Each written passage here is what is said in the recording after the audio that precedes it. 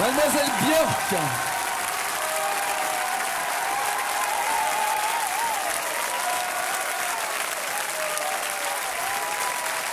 Avec, s'il vous plaît, l'orchestre de Michel Legrand sous la direction d'Hervé Célin. Bravo à cet orchestre qui a bien assuré.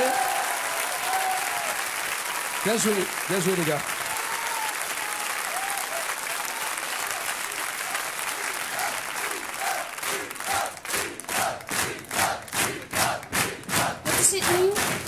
Encore, c'est encore.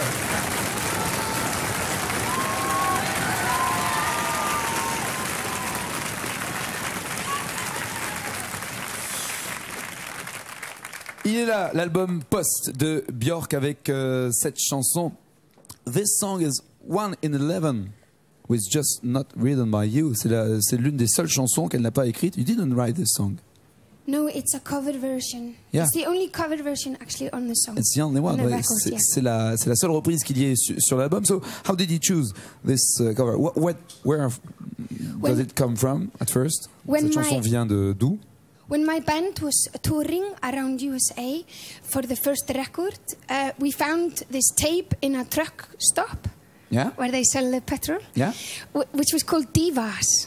Alors, with all these American divas singing songs. Ok, donc quand ils étaient en tournée pour faire la promotion et les concerts du premier album, ils se sont arrêtés donc tout simplement en faire le plein. Il y avait un drugstore et là ils ont pris un disque compilation où il y avait toutes les divas américaines et les voix américaines. So on this album there was this song singing by. She's called Betty Hatton. There were very many divas, and this song became like the anthem of the tour. We'd always put it on before we go on stage to get excited. Yeah, but was it a joke or was it serious? Was it first or second degree, honestly? Both. Both, okay. So, third degree. Donc, tragic comedy. Oui, tragic comedy. To be very serious. Donc en fait, ils ont écouté ce disque. En même temps, il y avait du premier et du second degré. Ils avaient envie de s'en moquer et en même temps, ils le prenaient au sérieux. Mais toujours est-il que cette chanson est devenue l'hymne de leur tournée pour ce premier album. Et ils chantaient systématiquement, ils jouaient, ils écoutaient ce disque pour se mettre en forme comme ça avant de monter sur scène et de se mettre dans l'ambiance, dans l'humeur. Tiens, juste avant de monter sur scène, Diane, y a-t-il un rite aussi? Tu écoutes d'autres musiques ou... Je râle. Ah ouais, c'est vrai, j'oubliais. Oui. C'est médical, il faut que je râle un peu. Ça me fait du bien.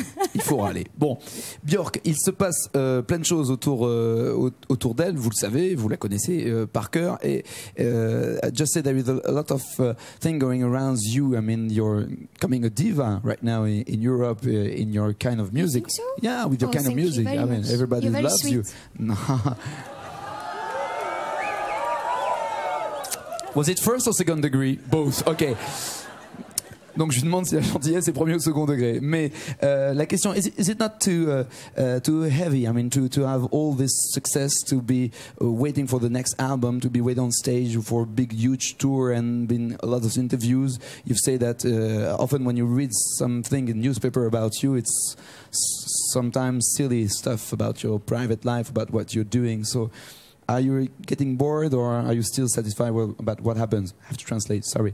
Donc je lui demande avec tout ce qui lui arrive autour d'elle, avec tous ces concerts, le fait de se produire devant des milliers de personnes, le fait d'être systématiquement attendu au virage avec de nouvelles chansons, le fait de lire beaucoup de choses sur sa vie privée ou ce qui se passe ou ce qu'elle fait, en tout cas qui sont souvent des bêtises d'après ce qu'elle dit dans la presse. Je lui demande si elle en a pas un peu marre et si le poids n'est pas trop lourd sur ses frêles épaules.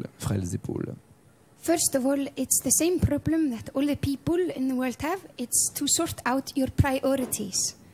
And when you have sorted out your priorities, and in most cases, if you're pretty emotionally healthy, you pick love, friends, work, you know, things like this.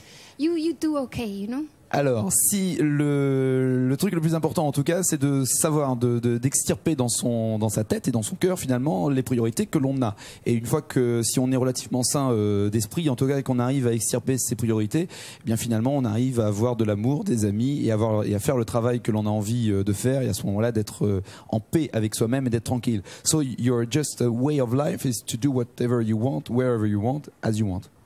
Oh, I am very, very lucky because I'm in the position today that all the fantasies I have in my head, I can put them on vinyl. You're free to put it on the CD. Yeah? On vinyl, that's I'm very lucky, you know. But the rest is just hard work, really. Voilà. Donc, la route va être encore, à mon avis, très très longue pour Björk avec le discours qu'elle tient. En tout cas, elle dit tout simplement qu'elle a de la chance parce que toute la folie, toute l'originalité qu'elle a dans son esprit, elle arrive à la coucher sur un album.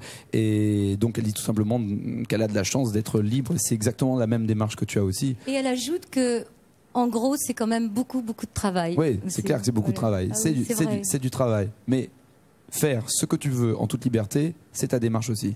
Ah oui, c'est formidable de pouvoir, dans la vie, passer la plupart de son temps à faire ce qu'on aime. Quand on a cette chance-là, on est parmi les élus, je crois. Ouais, oui, les privilégiés, oui. She has exactly the same way of life than you. Je suis très admirative. Voilà, c'est clair. Mais t'es pas la seule sur ce coup-là. Once you say you are romantic, what do you mean by romantic? Elle a dit une fois qu'elle était très romantique. Qu'entend-elle par cela? Well, I am. How can you define to be romantic? Comment pourrait-elle le définir? Well, I guess there are several brands of romantic. I like fierce romanticism, like fierce beauty, like deep pink, not the soft ones. And I like romantic like fierce. This. Yeah, with passion. Oui, elle aime donc, oui, elle aime presque râler aussi, comme toi. Elle aime tout ce qui est peur, tout ce qui est crainte, en tout cas, et tout ce qui est profond et sincère. But when you like fears, is just to feel in peace right after. Just several kind of intensity, like in your songs. Well, I wish. Voilà. Avec beaucoup d'intensité, et elle dit c'est ce qu'elle souhaite. En tout cas, c'est ce qu'on lui souhaite. Et pour résumer un tout petit peu cette chanson, les moments comme ça de silence et de calme, c'est quand une fille est seule et qu'elle attend l'amour. Et les moments de folie, c'est quand il y a l'émeute, comme il est dit dans la chanson, quand il y a l'ambiance et quand c'est l'amour. Björk, thanks a lot for coming. Thank you very much. You have to be back as soon as you want.